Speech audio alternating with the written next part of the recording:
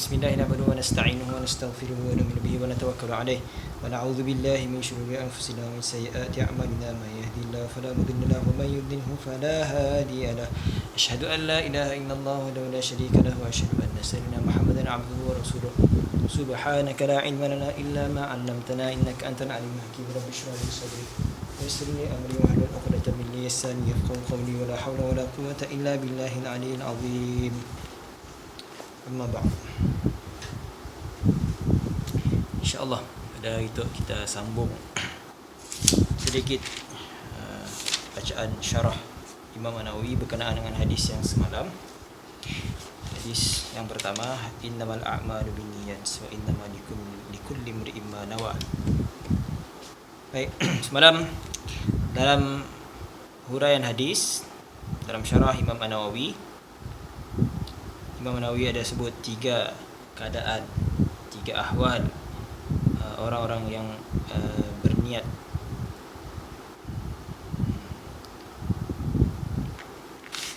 dalam melaksanakan ketaatan. Pertama, melaksanakan ketaatan kerana takut pada Allah Subhanahu Wa Taala, yang disebut sebagai ibadatul abid, ibadah seorang hamba. Yang kedua, melakukan ketaatan untuk mendapatkan syurga dan pahala. Ini disebut oleh Imam Nawawi sebagai ibadatul tujar, ibadah ahli perniagaan, ibadah yang atas dasar tukar beli, buat amal, mempersembahkan amalan untuk mendapatkan syurga Allah SWT.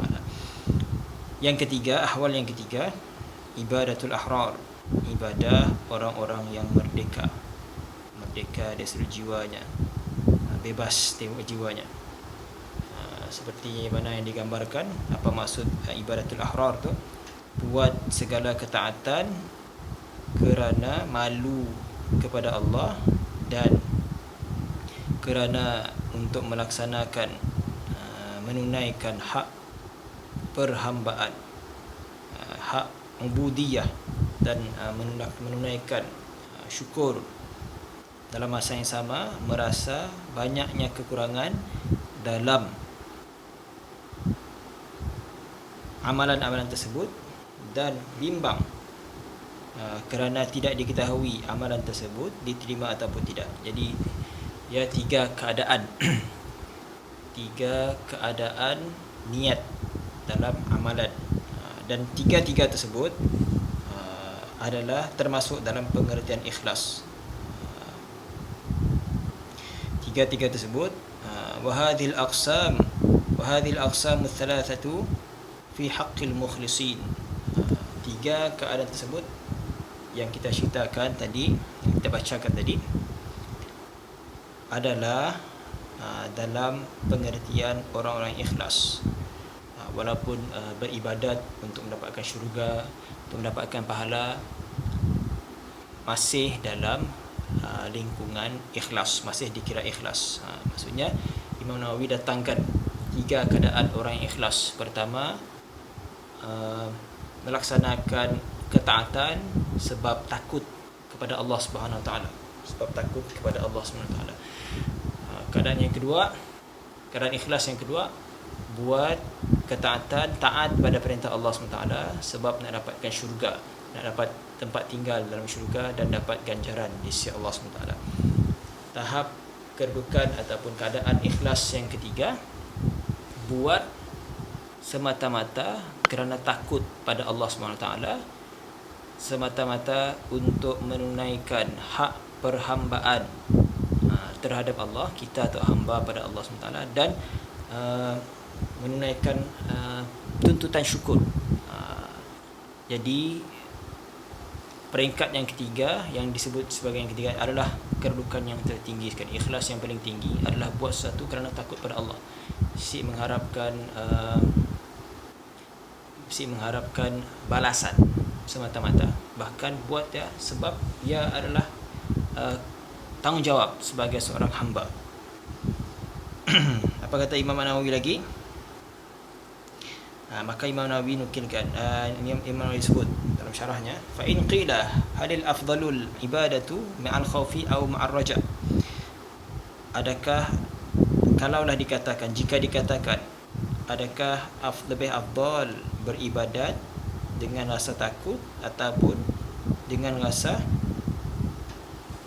pengharapan, maka qila, maka dijawab bagi persoalan tersebut, qala al-Ghazali rahimahullah taala, berkata Imam, jawapan dengan apa yang telah disebut jawapan Imam Nawawi, dengan jawapan apa yang telah disebut oleh Imam Al-Ghazali rahimahullah taala, al-ibadatu ma'ar raja' afdalu li anna ar-raja' yurithul mahabbata wal khawfu yurithul qunuta. Ibadah dengan rasa pengharapan, penuh pengharapan itu lebih afdal, sebab perasaan harap itu akan membawa kepada cinta, mahabbah, dan sedangkan perasaan takut akan membawa yurithul, maksudnya mewarisi ataupun membawa kepada sifat putus asa. Takut,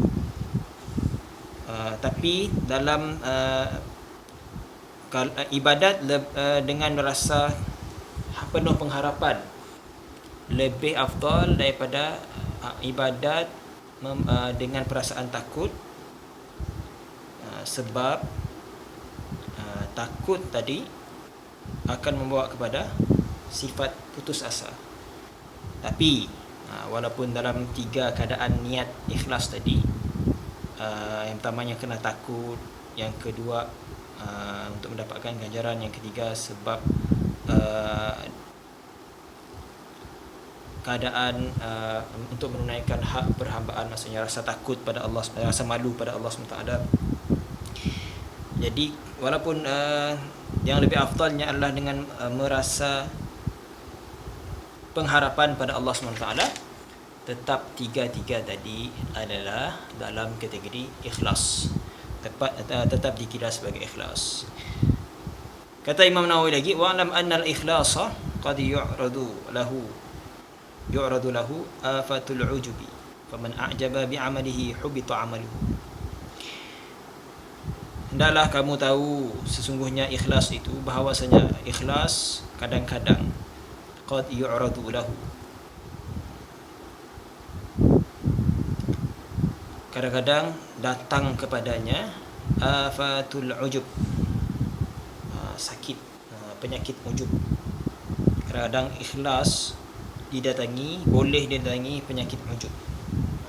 Ujub, merasa kagum buat sesuatu, kemudian rasa bangga diri, rasa bangga sendiri, rasa bangga, belum dipuji orang lagi, ya maksud ujub, belum dipuji orang lagi, tapi nya dah rasa bangga dalam hatinya, ya mafhum penyakit ujub. Faman a'jaba, kata Imam An-Nawawi, faman a'jaba bi'amalihi hubita 'amaluhu, siapa yang merasa ujub dengan amalannya maka terhapuslah. Perasaan ujub tadi akan menyebabkan amalannya terhapus, hilang, dikira, maksudnya dikira, dan pahalanya hilang. Na'udzubillah min zalik, kerugian yang sangat besar. Wa kadzalika man istakbara hubita 'amaluhu, begitu juga maksudnya terhapuslah amalan seseorang yang dia merasa takabbur, istakbara, merasa besar. Siapa yang buat amal kemudian dia rasanya lebih daripada orang lain, yang lebih baik daripada orang lain, yang lebih besar, lebih bagus daripada orang lain, hubita amaluhu, na'udzubillah min zalik. Ramadan Karim, Ramadan yang sangat mulia tu, moga-moga amalan kita sentiasa didasari dengan niat yang ikhlas, dan kita kena jaga ikhlas tu, kita kena jaga ikhlas, kita kena munculkan ikhlas dalam hati kita, kita kena datangkan ikhlas dalam hati kita. Kemudian ikhlas yang mesti dipelihara, bukan semasa dalam melaksanakan amal, bahkan selesai daripada beramal. Maksudnya contoh amalan yang dah lama, setahun lepas, 5 tahun lepas, 10 tahun lepas sekalipun, amalan yang lepas jangan sampai hilang ikhlas sebab perbuatan kita pada hari itu, pada hari sekarang.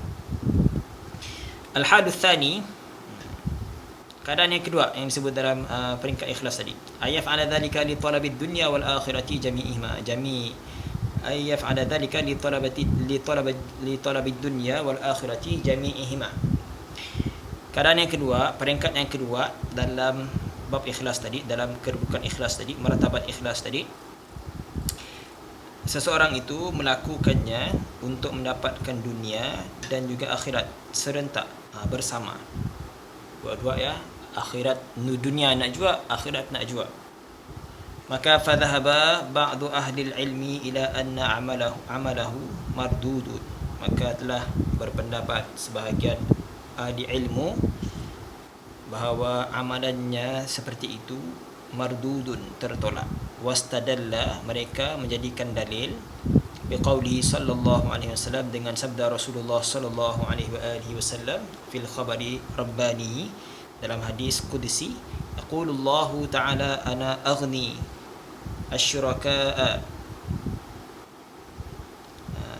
ana aghna asyuraka'i faman amila amalan ana aghna asyuraka'i faman amila amalan asyraka fihi ghairi fa ana bari'un minhu.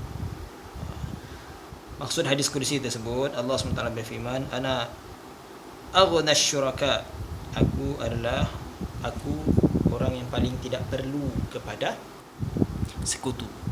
Aku adalah tidak perlu, yang paling tidak perlu kepada sekutu. Faman amila amalan, maka siapa yang melaksanakan satu amal, asyraka fihi ghairi, yang dia mempersekutukan aku dengan yang selain daripada aku dalam amalan tersebut, fa ana bari'un minhu, aku berlepas diri daripada amalannya. Maksudnya Allah, ini dalil yang digunakan oleh sebahagian ahli ilmu menyatakan bahawa orang yang beramal untuk mendapat dunia dan akhirat, maka amalannya tertolak. Wa ila hadha dhahab al-Harith, mengikut pendapat inilah telah berpendapat juga oleh Imam Al-Harith Al-Muhasibi fi kitab ar-ri'ayati, dalam kitab ar-ri'ayah, faqala al-ikhlasu an turidahu bi ta'atihi wa la turidu siwahu. Dan beliau berkata, Imam Al-Harith Al-Muhasibi berkata, ikhlas itu maksudnya apa? Ikhlas adalah kamu inginkan Allah dengan melaksanakan ketaatan dan kamu tidak inginkan selain daripada Allah. Dua-dua ayat sekali. Dalam melaksanakan ketaatan, kita hanya hendakkan, ingin, mahukan Allah Subhanahu Wa Taala dalam ketaatan kita, dan kita tidak mencari selain daripada Allah. Maka ya, definisi ikhlas menurut Imam Al-Harith Al-Muhasibi. Dan beliau berkata berkata Imam An-Nawawi, war riya'u naw'ani, riya ada dua. Riya ada, bukan Imam An-Nawawi, berkata Al-Harith tadi dalam kitab Ar-Ri'ayah, war riya'u naw'ani, riya itu ada dua jenis, dua kategori. Ahaduhuma la yuridu bi ta'ati ila nas, termasuk riya yang pertama, seseorang itu dalam ketaatannya tidak mencari kecuali hanya manusia, makhluk, buat sesuatu hanya kerana makhluk. Jelas ya, ia termasuk, ia pengertian riya. Riya maksudnya apa? Tidak ikhlas. Riya itu lawan kepada ikhlas. Wathani, riya yang kedua, ayuri dan nasa wa rabban nas wa kilahuma muhbitun lil amal. Yang keduanya, ini kata-kata, ini petikan yang terdapat dalam kitab Ri'ayah daripada Imam Al-Harith Al-Muhasibi. Riya yang kedua, seseorang itu dalam ketaatannya mencari manusia, inginkan manusia dan juga Tuhan manusia. Sedangkan kedua-duanya itu, dua riya tadi, muhbitun lil amal, menghapuskan amalan. Wa nuqilaha hadzal qaul wa naqala hadzal qaulu al-Hafidh Abu Nu'aim fil Hilyati an ba'd as-salafi wastadalla ba'dhum ala dhalika aidan biqauli ta'ala al-jabbarul mutakabbir subhanallahi amma yushrikun fakama annahu takabbara 'anil zawjati wal waladi wasyariki takabbara ay yaqbala 'amalan asyraka fihi ghairi fahuwa ta'ala akbaru wa kabirun wa mutakabbirun. Dan telah menukilkan qaul tadi, qaul Imam Al-Harith Al-Muhasibi, oleh siapa yang menakalkan oleh Imam Al-Hafiz Abu Nu'aim dalam kitab Hilyah. Beliau menukilkan daripada sebahagian salaf, dan mereka itu berdalilkan juga dengan firman Allah SWT tadi. Sebahagian ahli ilmu meletakkan dalil amalan yang disertakan dengan ingin dapat dunia dan akhirat.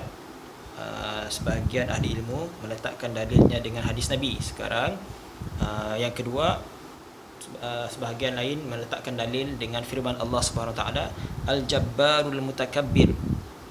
Allah yang maha perkasa, yang maha besar, maha suci Allah.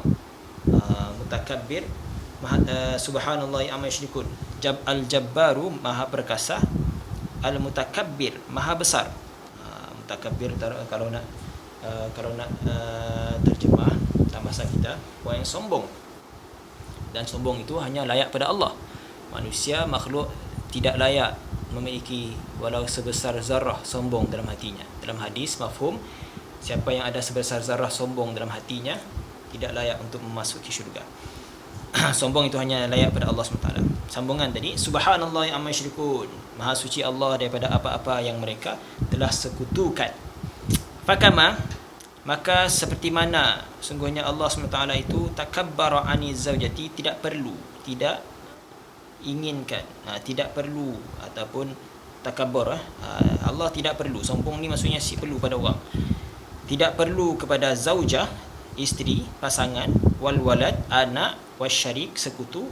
Begitulah Allah juga takabbara, tidak perlu ayyaqbala amalan, untuk menerima satu amalan asyraka fihi ghairihi, yang telah disyirikkan, dipersekutukan dalam amalan tersebut selain daripada Allah SWT. Fahuwa ta'ala akbara wa kabirun wa mutakabbir. Maka Allah SWT itu maha tinggi, maha besar, maha mutakabbir, tidak perlu kepada sesuatu yang selain daripada Allah SWT. Allah Maha Esa. Allah tidak bergantung pada siapa-siapa untuk support, untuk kukuhkan kedudukan Allah. Allah tidak perlu kepada perkara tersebut. Sebab itulah sebahagian para ulama meletakkan dalil bahawa amalan yang disertakan dengan niat untuk mendapat dunia tertolak. Moga-moga Allah SWT moga kurniakan kita ikhlas yang sempurna, dan moga-moga kita mampu digunakan taufik dan hidayat untuk belajar, untuk tarbiyah diri kita supaya ikhlas dalam setiap amalan kita tanpa mengharapkan balasan daripada selain daripada Allah SWT. Qala Samarkandi rahimahullah taala, ma fa'alahu lillahi taala qubila wa ma fa'alahu min ajli nas rudda. Berkata Imam Samarkandi rahimahullah taala, apa-apa amalan yang dia telah seseorang itu lakukan kerana Allah Taala, maka qubila, diterima. Wa ma fa'alahu min ajrin nas, apa-apa amalan yang dia kerjakan untuk kerana manusia, untuk mendapat perhatian manusia, sumbangan manusia, balasan daripada manusia, rudda, maka akan ditolak. Wa mithalu dzalika, contoh amalan yang dilakukan, contoh keadaan-keadaan yang kita ceritakan tadi, yang kita bacakan tadi. Wa mithalu dzalika man shalla zuhra mathalan wa qasada adaan ma faradallahu ta'ala alaihi walakinahu tawwala arkanaha wa qira'ataha wa hassana hay'ataha min ajli nas fa aslu salati maqbulun wa amma tuluhu wa husnuhu min ajli nas fa ghairu maqbulin li'annahu qasada bihin nas. Contoh amalan yang buat kerana Allah dan kerana manusia. Contohnya, seorang yang melaksanakan solat zuhur dan dia niat menyempurnakan perintah Allah. Zuhur, solatkan perintah Allah. Jadi melaksanakan solat kerana Allah. Tetapi memanjangkan rukun, memanjangkan bacaan dalam solat, mengelokkan pergerakan-pergerakan solatnya, dibuatnya kerana manusia. Fa aslu solati maqbulun, solat itu pada dasarnya diterima sebab solat oleh kerana solat perintah Allah dan beliau melaksanakannya atas dasar perintah Allah, maka solatnya diterima. Wa amma tuluhu, ataupun ciri-ciri ataupun sifat-sifat solatnya, panjang bacaannya, elok pergerakannya, tapi dibuat kerana manusia, fa ghair maqbuli, tidak diterima sifat-sifat solat seperti itu. Solat diterima sah, solat sah. Maksudnya tanggungjawab perintah Allah SWT tertunai. Cuma sifat-sifat yang ada dalam solat tu tertolak, tidak diterima, tidak diberi pahala, sebab dilakukan kerana li'annahu qasada bihin nas, untuk mendapatkan perhatian manusia. Wasu ila Syekh Izzuddin Ibnu Abdissalam amman shalla fatawwala salatahu min ajli an-nas faqala arju an la yahbita 'amaluhu hadha kulluhu idza hasala tashriku fi sifatil amal. Ditanya di soal Syekh Izzuddin Ibnu Abdissalam tentang keadaan orang yang solat lalu memanjangkan solatnya. Memanjangkan solat tadi dibuat kerana manusia. Lalu beliau menjawab, arju, aku berharap Allah yahbitu amaluhu, amalannya tidaklah terhapus. Hadza kulluhu, secara menyeluruh, semua sekali. Idza hasala tasyriku fi sifatiha, kerana apabila terhasilnya syirik tadi ataupun menyekutukan Allah tadi hanya berlaku pada sifat-sifat amalan. Fa in hasala fi asli al-amali bi an shalla al-fariidata min ajli Allah ta'ala wan nasa fala tuqbalu salatahu li ajli tasyrik fi asli al-amal. Maka oleh itu, oleh kerana pendapat imam tadi seperti yang disebut oleh imam tadi, jika terhasil berlaku syirik ataupun mempersekutukan Allah dalam asal salat, pada asal amalan tersebut, maksudnya salat perintah Allah, melaksanakan solat ya kerana Allah dan kerana manusia, yang cirinya macam ya, yang keadaannya macam ya, maksudnya buat solat ya semata-mata untuk kerana Allah dan kerana manusia. Pada asal salat ya, pada asal perintah salat ya dilakukan macam ya, mengandungi syirik, amalan macam ya barulah la tuqbalu, tidak akan diterima. Fala tuqbalu salatuhu li ajli tasyrik fi asli amal, kerana syirik ataupun mempersekutukan Allah itu berlaku pada asal amalan tersebut. Boleh beza, satu asal amalan, satu yang keduanya ciri-ciri solat, ciri-ciri amalan, sifat-sifat solat. Asal amalan merujuk kepada perintah solat secara umum, secara dasar. Ciri-ciri solat disebut seperti bacaan dalam solat dipanjangkan, rukun-rukun dielokkan, tiunnya diatur bagus-bagus, tapi dibuat kerana manusia, maka ya amalannya masih boleh diterima. Dihukum oleh masih disebut oleh sebahagian para ulama amalan seperti itu diterima. Tapi kalau syirik berlaku pada asal amal, maksudnya daripada asal amalan ya diperintahkan oleh Allah SWT dan ya beriman dengan amalan ketaatan tersebut adalah daripada Allah SWT, tapi dilaksanakan untuk kerana Allah dan kerana manusia, berlaku tasyrik pada asal amalan, maka amalan seperti itu mengikut sebahagian pendapat ahli ilmu, amalan seperti itu yang tertolak. Wa kama anna riya'a, kita langsung kita sambung. Wa kama anna riya'a fil amali yakunu fi tarkil amali, seperti mana, ini kata Imam Nawawi, seperti mana riya itu berlaku dalam amal, boleh juga berlaku dalam meninggalkan amalan. Qala al-Fudail ibn Iyad, tarkul amal min ajli nas riya'u wal amalu min ajli nas syirku wal ikhlasu ay yu'afiyakallahu minhuma. Riya boleh berlaku dalam amalan, maksudnya dalam melaksanakan amalan boleh berlaku riya, dan riya juga boleh berlaku ketika kita meninggalkan amalan. Maksudnya perbuatan meninggalkan amalan pun boleh jatuh hukum riya, boleh jatuh dalam kategori riya.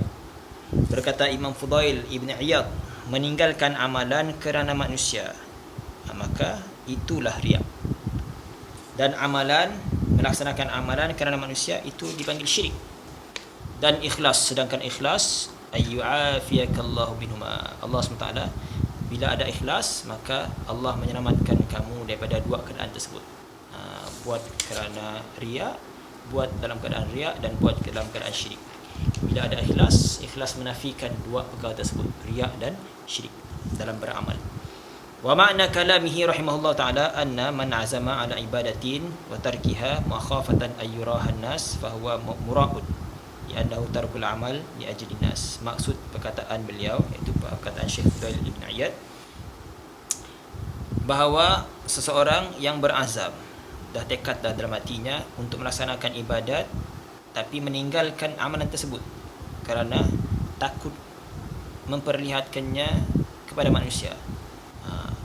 Ini ada amalan, tapi bila ada depan orang, dia tinggalkan amalan tersebut, malu nak buat ataupun apa-apalah. Tapi di situ disebut tak bingung manusia melihat amalannya. Maka itu fahuwa, maka dia dikira sebagai mura'un, sebagai orang yang riak. Kita ada amalan yang mungkin orang si tahu, yang kita buat sembunyi-sembunyi. Satu masa kita siapa nak elak, masa amalan yang nak dia buatkan, kita nak ada orang ramai, ahli keluarga datang, masuk waktu solat, kita pun sit solat, melambatkan solat sebab takut orang nangga kita, orang madah kita, musuh alim. Untuk umumlah, selalu berlaku. Kadang-kadang perkataannya diguna ngesualim, maka meninggalkan amalan ketaatan pada ketika itu, bimbang manusia melihatnya, fahuwa mura'un, maka dikira sebagai orang yang riya. Li'annahu tarkul amal li ajli nas, kerana sungguhnya dia telah meninggalkan amalan kerana manusia. Ya, contoh yang mudah kita nak faham. Ada family datang ramai ke rumah, masuk waktu solat, kita sit solat, sebab takut orang nanggai kita, tiba-tiba hilang, pergi sini, rupanya solat. Maka ia meninggalkan amalan dengan sebab bimbang orang melihatnya, dikira sebagai riya. Amma law tarakaha liyusalliha fil khulwati fahadha mustahabun. Berbeza untuk jalan keluar. Amma law tarakaha, adapun keadaan kalau dia meninggalkan amalan tersebut untuk supaya dia akan melaksanakan solat itu fil khalwati, ketika sunyi gelap, ketika sunyi diri gelap, fahadha mustahabun, maka ini sangat disukai, mustahabun. Nya bukan tinggal terus, nya buat kelak bila orang dah sedar, ataupun ya ada maksudnya, fahadha mustahabun, maka ini sangat disukai. Illa an takuna faridatan, kecuali ada kecuali bila amalan fardu ataupun zakat yang wajib, au yakunu aliman yaqtadi bihi fal jahru bil ibadati fi dhalika afdalu. Tadi mustahab untuk solat yang selain daripada fardu. Kalau fardu ataupun zakat yang wajib, kalau solat fardu, solat wajib ataupun zakat yang wajib, ataupun seseorang yang adalah seseorang yang alim, yang perbuatannya jadi ikutan, fal jahru bil ibadah, maka menunjukkan amalannya tadi afdalu, lebih afdal. Menunjukkan amalan lebih afdal. Okay? Kalau amalan fardu, zakat, ataupun seseorang yang kebaikannya, seorang alim dan kebaikannya diikuti, diturut oleh orang, maka perbuatannya ya dengan ke depan menunjukkan amalan tadi di hadapan khalayak umum adalah sangat dikira sebagai afdal. Wa kama anna riya'a muhbitun lil amali kadzalika at-tasmi'u wa huwa ay ya'mala lillahi ta'ala fil khalwati thumma yuhaddithu an-nasa bima amala. Qala sallallahu alaihi wasallam, man sami'a sami'allahu bihi wa man ra'a ra'allahu bihi. Okay, selesai riak tadi. Sekarang dah masuk masalah tasmi', memperdengarkan pada orang. Seperti mana riak menghapuskan amalan, begitu jugalah tasmi'. Tasmi' maksudnya memperdengarkan cerita pada orang hal amalan kita. Apa maksud tasmi'? Wa huwa ayya'mala lillah, sesuatu amalan yang dibuatnya kerana Allah, fil khalwati, ketikanya bersendirian, yang buat kerana Allah, ikhlas. Thumma yuhaddithun nas, kemudian bila datang orang ramai cerita. Oh, malam tadi tahajud, malam tadi qiyamul lail, alhamdulillah. Ketikanya tahajudnya bersendirian. Bila dah siang hari, jumpa 10 rakaat. Masya-Allah. Hati-hati. Firman sabda Nabi sallallahu alaihi wasallam, man sami'a sami'allahu bihi, siapa yang man sam'a sama'allahu bihi, wa man ra'a ra'allahu bihi, wa man ra'a ra'allahu bihi. Siapa yang tasmi' tadi, suka menceritakan kebaikannya kepada orang lain, sungguhnya Allah suka menceritakan, Allah si perlu kepada ceritanya, ya. Siapa yang suka menunjuk, sungguhnya Allah pun si perlu kepada apa yangnya tunjuk-tunjukkannya. Baik, insya-Allah setakat dia ajar dulu. Moga-moga bermanfaat. Insya-Allah kita sambung lagi. Itu perkara yang sangat penting dalam hadis tu, berkaitan dengan niat. Moga-moga dalam bulan Ramadan tu Allah SWT kurniakan kita amalan yang dipimpin dengan hidayat daripada Allah SWT. Setiap amalan kita dilaksanakan dengan adab dan tertib yang sempurna, dengan niat yang ikhlas, dan kita kena jaga niat kita yang ikhlas. Di sampingnya, kalau dapat beri galakan pada orang lain untuk beramal, maka ia lebih dituntut. Sabda Nabi SAW, orang yang menunjukkan kebaikan pada orang lain, ad-dalul al khair kafa'il, kafa'il. Orang yang menunjukkan kepada kebaikan, makanya akan mendapat pahala seperti orang yang melaksanakan kebaikan tersebut. Baiklah, sebenar Ramadan, kita kongsikan beberapa kelebihan Ramadan.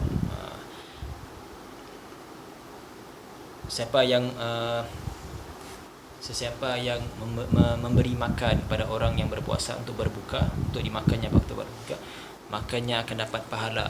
Itu mafhum hadis, dalam kelebihan hadis kelebihan Ramadan. Siapa yang beri makan kepada orang untuk berbuka puasa, makanya akan dapat pahala penuh puasa orang yang disediakan makanan untuknya. Moga-moga bermanfaat, insya-Allah. Sambung lagi pada masa yang akan datang. Qulu qawli hadza wa astaghfirullahal azim. Billahi taufiq wal hidayah.